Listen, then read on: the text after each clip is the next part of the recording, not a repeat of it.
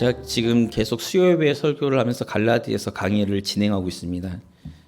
갈라디아서 강의를 들으시면서 아마 여러 생각들을 많이 하게 되실 거고, 또 여러 생각을 하시라고 제가 또 설교 중에 많은 질문들을 설교 안에 녹여서 설교를 진행하고 있습니다. 갈라디아 교회의 가장 큰 문제는 지금 이방인들로 모인 갈라디아 교회에 바울이 떠나가고 난 이후 유대인 그리스도인들이 와서 그들에게 율법을 행하라. 예수 그리스도를 믿는 그 믿음뿐만 아니라, 그러니까 예수를 믿는 믿음으로 구원을 얻지만 그 그러니까 구원을 받은 자들로서 우리가 어떻게 살아가야 될 것인가라고 했을 때는 율법을 해낸 것이 맞고 그것이 구원의 완성이 된다라고 가르쳤습니다. 그래서 지금 바울은 지금 갈라디아서를 통해서 끊임없이 그것이 아니다라고, 율법과 예수 그리스도의 복음과는 별개의 문제다라고 지금 계속 선포를 하고 있는데, 이런 질문을 아마도 하실 수 있으실 거예요. 그것이 두 가지가 다 구약에서 이야기하고 있는 하나님의 말씀, 구약도 하나님의 말씀이니까 구약에 있는 하나님의 말씀과 신약에서 선포되고 있는 이 복음의 믿음의 문제는 병행하면 좋은 거 아닌가라고 우리 스스로도 생각을 해볼 수 있는 거죠. 이것이 이제 수많은 성도님들과 교회의 딜레마라고 생각을 하는 거죠. 제 개인적으로는 제가 이 갈라디아서를 시작하면서 초창기에 말씀드린 게 있습니다. 뭘 말씀드렸냐면, 우리가 지금 성경을 구약과 신약으로 놓고 있는데, 구약은 옛 언약이고 신약은 새로운 언약입니다. 그래서 제가 말씀드린 게 갱신의 의미를 말씀을 드렸어요. 그러니까 지금 바울이 우려하고 바울이 이야기하고 있는 거의 핵심은 뭐냐면, 예수 그리스도를 통해서, 예수 그리스도의 십자가와 그 부활하심을 통해서 우리가 믿음으로 구원을 얻는 이 복음의 핵심이 실질적으로 구약에 있는 율법을 통해서 다시금 흐지부지 될 거라는 이 바울의 우려가 오늘날 우리에게도 있는 그 우려가 되지 않을까, 제 개인적으로 그렇게 갈라디아서를 보면서 끊임없이 생각을 하게 됩니다. 어떠세요? 어떻게 생각하시는지. 구약에 있는 것도 하나님의 말씀이니까 구약의 하나님의 말씀을 우리가 순종하고 지키는 것이, 말씀을 지키는 것이 우리의 본분이기 때문에 그 부분에 있어서 문제가 없지 않겠냐라고 생각을 할 수도 있지만, 지금 오늘 바울은 이 두 가지가 분리돼야 된다는 것에 대해서 지금 두 가지의 예화를 가지고, 비유를 가지고 이야기합니다. 하나는, 그러니까 지금 유대인들이 자신들은 누구의 자손이라고 생각하죠? 아브라함의 자손이라고, 믿음의 조상인 아브라함의 자손이라고 생각을 합니다.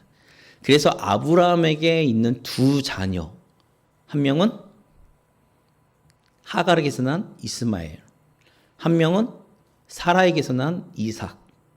이 두 명을 지금 비유로 이야기를 하면서, 또 이 비유가 그대로 어디로 나오냐면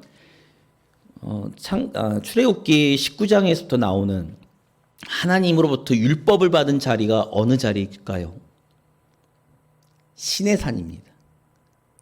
시내산과, 그리고 지금 예루살렘은 핵심이 뭘까요? 예루살렘이 의미하는 바는 뭘까요? 하나님이 출애굽하면서 어디로 인도하겠다 약속하셨죠? 약속의 땅. 그 아브라함에게 약속하셨던 그 약속의 땅으로 인도하겠다라고 해서 예루살렘은 하나님의 약속을 의미합니다. 이 두 가지의 비유를 통해서 지금 바울이 이야기를 하는 거가, 우리가 아까도 말씀드린 것처럼 예수 그리스도를 믿는 믿음으로 구원을 얻었어요. 그것은 우리에게 은혜고 복음입니다. 그 복음에 대한 부분들과 우리가 앞으로 죽는 날 하나님 앞에 갈 때까지 우리가 이 신앙생활을 하는 거에 있어서의 이 율법들을 지켜가는 것들, 하나님의 자녀로서 율법을 준행하며 지켜나가야 된다는 이 부분들이 혼용될 수 있느냐 없느냐의 문제를 오늘 바울은 이 두 가지 비유를 통해 결론적으로 말씀드리면 그럴 수 없다라고 말하고 있는 겁니다. 말씀을 보겠습니다. 자, 21절 보면 내게 말하라 율법 아래에 있고자 하는 자들아. 그러니까 율법 아래에 있고자 하는 사람들에게 바울이 이야기를 하는 거죠. 율법을 듣지 못하였느냐라고 하면서 22절 같이 읽겠습니다. 22절과 23절입니다. 기록된 바 아브라함에게 두 아들이 있으니 하나는 여종에게서 하나는 자유 있는 여자에게서 낳았다 하였으며 여종에게서는 육체를 따라 낳고 자유 있는 여자에게서는 약속으로 말미암았느니라. 자, 믿음의 조상으로 믿고 있는 그 율법의 시작점이라고 말할 수 있는 아브라함에게 두 자녀가 있는데 하나는 하갈을 통해 낳은 이스마엘, 그리고 한 명은 사라를 통해서 낳은 이삭입니다. 이 둘의 차이가 있다는 거예요. 바울이 이야기를 하는 게 차이가 뭐냐면 하갈에게서 취한 아들인 이스마엘은 그 당시, 그러니까 제가 이 말씀을 드리기 전에 아브라함이 하갈을 취해가지고 자녀를 낳은 것이 그 당시의 관습법으로 불법일까요? 합법일까요? 네? 그 당시. 지금은 아닌데, 지금의 기준이 아니라 그 당시, 아브라함이 살았던 그 당시의 관습법으로 보면 그가 하갈을 취해서 자신의 대를 이어나가는 것이 합법일까요? 불법일까요? 합법입니다. 즉 하갈을 통해서 낳은 이스마엘이 잘못된 게 아니에요. 그 외에도 아브라함 이후에도 그리고 그 성경에 쭉 기록되어 있는 거 보면 하나님께서 그 어떤 자손을 이어나가는 방식에 여러 방식들을 두셨습니다. 그렇기 때문에 지금 이 하갈을 통해서 자녀를 얻는 것은 그 당시의 관습법으로 봐도 그 풍습으로 봐도 그냥 지극히 당연한 거였어요. 그 여종이 사라의 여종이기 때문에 그렇기도 하고요. 그냥 합법입니다. 그러니까 이거는 누구에 의해서, 법에 의해서, 관습법, 사람들과의 어떤 행위적인 그동안에 쌓여왔던 전통과 계약에 의한 법이라고 하는 계약에 의한 그 어떤 지침 아래에서 그가 하갈을 통해서 이스마엘을 취한 것은 합법입니다. 그에게 비난할 수 있는 사람은 아무도 없습니다. 그러니까 하갈을 통해서 얻은 것은 인간적 방법이에요. 그리고 그가 속해 있는 그가 살고 있는 그 당시에 법에 의해서 그렇게 행동을 했던 거였고요. 사라에게서 낳은 이삭은 성경을 보면 무엇을 중심으로, 무엇을 근거로 얻었을까요? 하나님이 약속하신 거죠. 어떻게 해요? 창세기 21장을 보면 내년 이맘때에 사라를 통해서 아들을 낳을 것인데 그 아들의 이름을 이삭이라 하라. 이렇게 하나님이 약속을 하시고 난 이후에 그 약속을 통해서 자녀를 얻은 것이 바로 이삭입니다. 여기에는 큰 차이가 있는 거예요. 바울이 볼 때는. 또 한 가지의 비유로 아까 말씀드린 것처럼 광야 시대, 그 광야에 들어가서 하나님, 그 율법은 누구에게부터 받나요? 하나님으로부터 받습니다. 하나님으로 받는데 그 하나님으로 받는 그 장소는 신의 산입니다. 신의 산에서 하나님한테 십계명을 비롯한 율법들을 받아요. 그런데 그 율법이라는 것 자체는 실질적으로 우리의 우리의 어떤 죄악된 것을, 우리의 잘못된 부분들을 하나님이 가르쳐 주시기 위해서 우리에게 반면교사로 하나님이 허락하셨다라고 우리는 앞장에서 그렇게 바울이 이야기하는 것을 배웠습니다. 그러면 가나안 땅 예루살렘으로 갈 수 있었던 근거는 무엇일까 했을 때 마찬가지로 하나님의 언약이죠. 약속입니다. 하나님께서 약속의 땅인 가나안으로 하나님께서 인도해 가신 거였어요. 자, 여기에서 이제 우리가 구분져야 될 게 뭐냐면 하나는 전통과 그리고 법이라는 어떤 율법이라는 그 굴레에 속해 있는 거와 하나는 그 외의 자유에 대한 것들을 이야기하고 있습니다. 바울은 지금 그렇게 구분하고 있죠.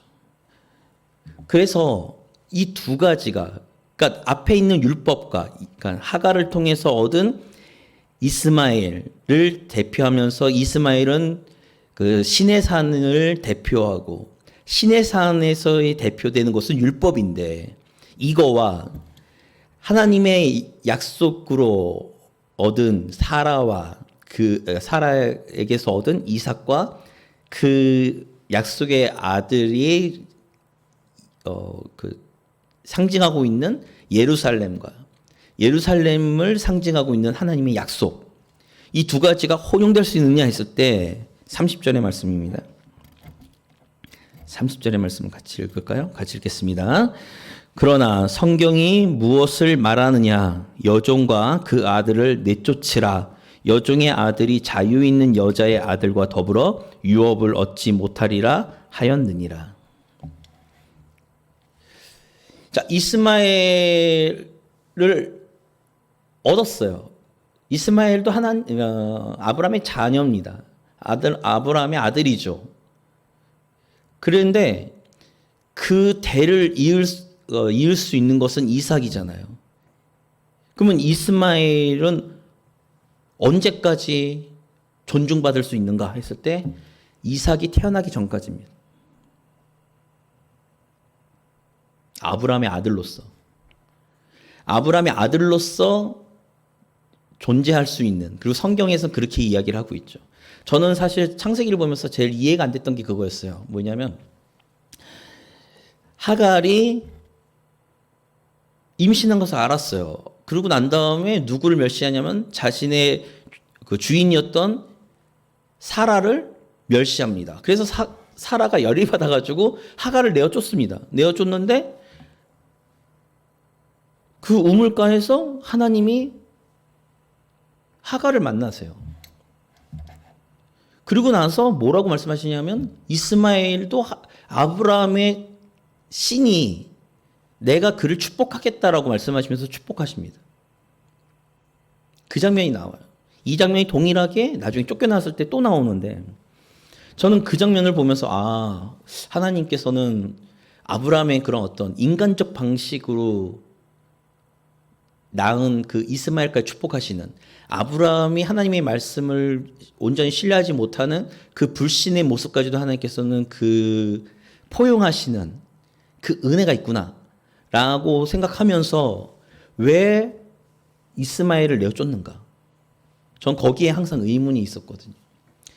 바울은 지금 그 부분을 같이 유업을 얻을 수 없다라고 규정하고 있는 것이죠. 유업을 얻는다는 것은 상속을 받는다는 의미인데 그 상속자로서 이삭은 상속자지만 하나님 관점과 성경의 관점에서 이스마엘은 상속자가 아니라는 얘기입니다. 이 말이 되게 중요한 얘기예요.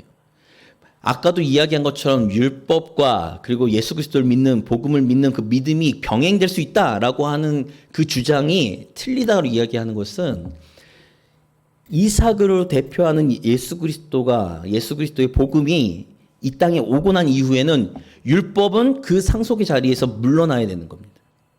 쉽게 해서 쫓겨나는 거예요. 그러니까 율법은 더 이상 위치할 수 있는 게 없어요. 그래서 성경을 구약과 신약으로 나눈 이유가 예수 그리스도가 이 땅에 오신 것을 기점으로 구약과 신약을 나누잖아요. 병행될 수가 없습니다.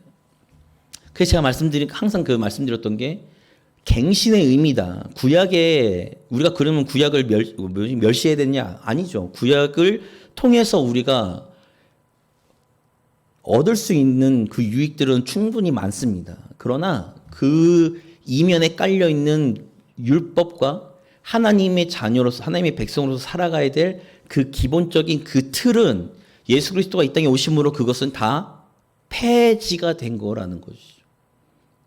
그래서 물러가야 된다는 겁니다. 이것이 바울이 이야기하는 그러니까 이스마엘이 이삭이 오고 이삭이 상속자가 되기 전에 이 상속의 자리를 나눌 수 없기 때문에 이스마엘과 하갈을 내어 쫓는 장면이 창세기에 나온다라는 것이죠.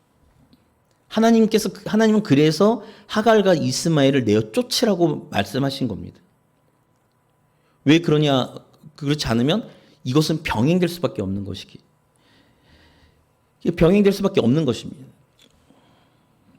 그런데 재밌는 건 뭐냐면 하갈과 그러니까 이스마엘이 쫓겨나게 된 결정적 계기가 무엇일까요? 무엇일까요? 했을 때 성경을 보니 성경에서 이삭이 장성하고 점점 커가면 커갈수록 이스마엘이 이삭을 괴롭혔습니다. 그 얘기가 이제 이 앞절에 나오는 거죠. 29절입니다. 29절에 있는 말씀 같이 보겠습니다. 29절에 있는 말씀 같이 읽습니다. 그러나 그때의 육체를 따라 난 자가 성령을 따라 난 자를 박해한 것 같이 이제도 그러하도다. 그러니까 지금 갈라디아 교회에서 바울이 전한 복음, 그 복음을 믿는 믿음으로 구원을 얻고 하나님의 자녀가 되는 그 약속의 자녀가 되었다라고 이야기를 하는데 그 이후에 와서 아니야. 또 다른 상속자가 있어. 그 상속자는 율법이야. 이 율법도 같이 지켜야지만 우리의 구원은 온전하게 되는 것이야 라고 이야기를 그래서 궁극적으로 처음 그 복음을 증거하고 그 복음을 이야기했던 바울을 비롯해서 바울이 전하는 그 복음의 메시지들을 폄훼하는 이런 구조가 되어 버렸다라는 것이죠.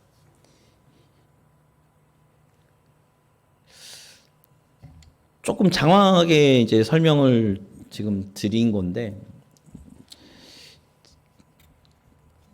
제가 이제 한 가지 이제부터는 좀 그냥 쉽게 우리의 기본적 상식으로 대답해 주시면 되는데요. 자유를 가지고 사는 게 편할까요? 규칙을 갖고 사는 게 편할까요? 네? 왜 그럴까요? 규칙을 갖고 산다는 것은 명확합니다. 명확하기 때문에 좋아요. 저는 이제 음악을 공부한답시고 실력은 막 음악가는 아닌데 마인드는 음악가 마인드로 살았어요. 그래서 거의 낮과 밤이 바뀌어서 막 이렇게 생활을 하다가 근데 보면 시간이 되게 아깝게 흘러가는 걸 많이 느꼈어요. 그러다가 군대를 갔는데 제가 군대 이제 장교로 소대장으로 갔는데 군 생활이 저는 군대 가기 전에 군 생활이 저한테 안 맞을 거라 생각했거든요. 군대를 딱 갔는데 너무 편한 거예요. 일어나는 시간 정확하죠. 끝나는 시간 정확하죠. 해야 할 일 정확하죠. 규칙을 갖고 산다는 것이 얼마나 편한지를 그때 알았습니다. 근데 문제가 있죠. 규칙을 가지고 산다는 것은 실질적으로 우리가 깊이, 그러니까 우리의 어떤 삶이라든지 그 가치가 깊어질 수는 없어요. 이런 얘기죠. 무슨 얘기냐면, 자, 부모를 공경하라. 하나님이 그렇게 구약에 십계명에 말씀하셨어요. 그럼 부모를 어떻게 공경해야 될까? 하면 부모님 생신 챙겨드리니까 했을 때 규칙을 가지면 됩니다. 부모님 생신 챙겨드리기, 부모님한테 인사 잘하기, 부모님이 시킨 심부름 잘하기라고 하면 그냥 그 규칙을 지키면 돼요. 근데 그 규칙을 지킨다고 부모를 공경하는 게, 그 규칙을 지키면 부모를 공경하는 게 맞습니까? 부모를 공경하고 부모를 사랑하면 그런 행동이 나오는 거는 당연해요. 그렇게 행동할 수밖에 없죠. 근데 그 규칙을 행한다고 해서 부모를 사랑하고 공경하나요? 그렇게 규정할 수 있을까요? 조금 더 이제 남녀 이야기로 가면 결혼기념일을 챙겨요. 남편이 그러니까 부인을 위해서 결혼기념일 챙깁니다. 생일 챙깁니다. 선물을 줍니다. 여행도 같이 갑니다. 이런 규칙이 있어요. 그럼 그 규칙을 지킵니다. 그러면 그 규칙을 지킨 남편은 아내를 사랑하는 게 맞습니까? 사랑한다고 말하실 수 있을까요? 반대로 아내를 사랑하면 그런 일들을 할까요, 안 할까요? 하게 됩니다. 지금 제가 오늘 말씀드리고 싶은 거는 바울이 이야기를 하는 게 이제 그러면 이 이후에 이제 또 이제 5장부터 쭉 나오겠죠. 그러면 이렇게 반문하실 수 있어요. 그러면 하나님 앞에서 우리가 하나님의 자녀로 하나님의 백성으로 우리가 믿음으로 산다는 게 과연 무엇입니까? 라고 얘기를 할 때 우리가 흔히 말하는 규칙들이 있어요. 그러면 그 규칙들을 가지고 우리가 하나님을 사랑합니다. 그러니까 사랑하기 때문에 그렇게 행동을 할 수 있죠. 근데 그 규칙들을 행한다고, 그 율법을 행한다고, 그 법칙들을 행한다고 우리가 하나님을 사랑한다고 말할 수 있느냐 이겁니다. 아니라는 거죠. 앞뒤 순서는 바뀐 것처럼 보이지만 굉장히 이거는 핵심의 문제예요. 지금 바울이 이야기하는 건 그러면 방종하며 살아라. 너희는 너희는 신앙과 종교의 자유인이 되었으니 너희는 그러면 방종하며 살아라. 라고 이야기를 바울이 하느냐? 그렇지 않는다는 거죠. 하나님을 사랑하기 때문에 하나님이 기뻐하시는 일을 할 수밖에 없다. 그것이 보여지는 것이 곧 율법처럼 보여질 수는 있지만 그것의 근거는 하나님을 사랑하는 것이고. 근데 그 규칙들을 행한다고 해서 내가 하나님을 사랑하는 것이냐라고 했을 때는 그렇지 않다라고 이야기를 하는 거죠.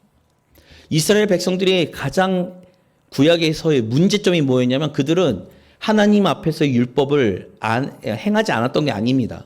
하나님을 떠났던 게 아니에요. 근데 하나님은 그들이 하나님을 떠났다라고 이야기하죠. 왜요?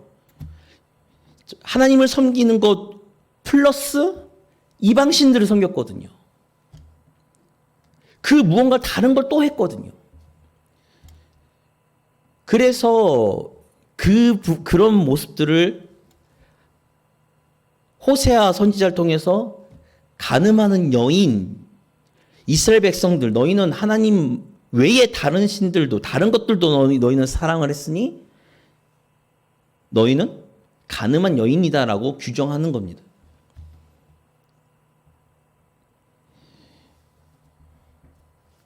그러니까 우리는 그 신앙의 자유를, 예수님께서 그렇게 말씀하셨죠. 수고하고 무거운 짐진 다 내게로 오라. 내가 너희를 편히 쉬게 하리라. 이 부분은 우리의 인생에 대한 짐을 이야기하는 것만이 아닙니다. 그들이 그 당시에 유대인들이 가지고 있었던 그 종교적 짐을 예수님은 이야기하시는 거예요. 그것까지 플러스해서. 그래서 예수님이 뭐라고 말씀하십니까? 예수님이 내 멍에는 가볍고 쉽다. 그러니 너희는 내 멍에를 메고 가라. 그것이 예수님이 말씀하시는 십자가의 길인 거죠. 예수님께서 구약에 있는 율법들을 갱신하시면서 새로운 계명을 우리에게 하나 주십니다. 우리가 10계명이라고 해서 10가지 계명을 일일이 다 디테일하게 막 지키는 것, 그것을 넘어서서 예수님이 계명 하나를 주시죠. 너희는 서로 사랑하라. 이 계명 하나면 그 10계명을 다 이행하는 것. 그래서 10가지를 한 가지로 줄여주셨고 그 수많은 것들을 예수님께서 줄여주셨어요. 종교적 행위나 종교적인 그런 모습들이 믿음이라는 한 가지로 줄여주시고 그것들을 통해서 구원과 하나님의 자녀가 되는 권세를 주셨습니다. 근데 다시 우리는 그 율법들을 매려고 하는 거죠. 자유를 가지고 살아간다는 것은 방종, 마음껏 해라, 방종해라라는 게 아니라 책임을 가지고 사는 것을 의미합니다. 일반적인 사회에서도 자유를 누리면서 사는 사람들은 그에 합당한 책임, 무거운 책임도 지고 있는 거예요. 그 무거운 책임을 지고 있는 것.